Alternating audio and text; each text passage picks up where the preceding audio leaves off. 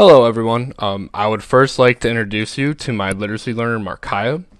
Markaya was born and raised in the Lansing area and is very excited to begin high school next year. She is an extremely kind and passionate student, but is very shy. It was hard to get her to open up, and it took several sessions before she trusted me enough to start getting into the details of her life.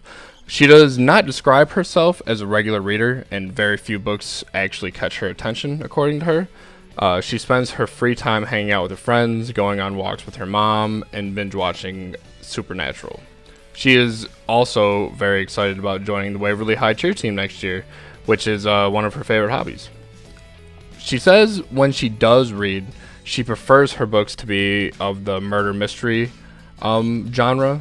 When I initially tried to gauge her on how she felt about vampires, I got very little out of her. She is familiar with the Twilight series, but vampire novels are far from her favorite thing to read. I was initially stumped and worried I would not be able to get her to engage with the book in this case, but fortunately I had a partner throughout this experience.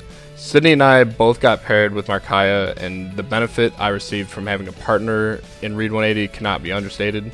We reflected after every single day and game planned together, constantly trying to make this the best possible experience for Markaya. Two minds are always better than one, and in this case was no exception. Markaya is a great reader, and her main struggle with reading without a doubt falls in the middle section of the cognitive reading model. My initial impressions was that she was a fluent reader that could easily make sense of what she was reading, but had several hang-ups regarding vocabulary. A lot of her issues, I believe, stem from the simple fact that she has not been exposed to a lot of the language that the book presented.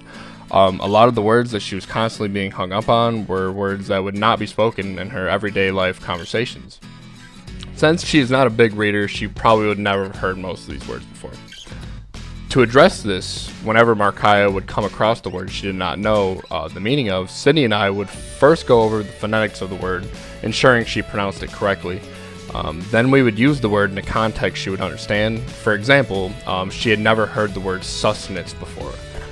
So to help explain it, I would give her the definition and then say something like, "The Chick-fil-A I'm getting after I leave here is not food, it's sustenance," while simultaneously patting my belly to show how hungry I am. This was a good way to get some laughs, and I believe really worked in helping Markaya truly understand the words versus just memorizing them. The literacy strategy that I initially chose for Markaya was to have her annotate every few pages with post-it notes. This was a colossal failure and did not make her any more interested in reading this book or further enhance her comprehension of the story. Sydney and I decided that we can take this literacy strategy and make it into something that is more culturally relevant to Markaya. Markaya told us that she regularly uses Twitter, so we decided to put a little spin on the post-it note annotations.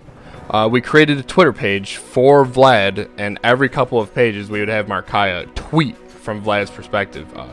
Many of our tweets revolved around Vlad's feelings and events that were happening in the book.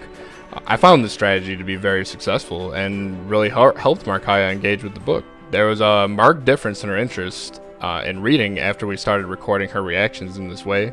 It was a really fun experience making the Twitter page with Markaya. We had lots of laughs with creating the bio, the handle, and the profile picture. The only thing I would change about this activity in the future is potentially having it so that instead of posting from the perspective of Vlad, have it be more of like a Vlad fan club kind of page.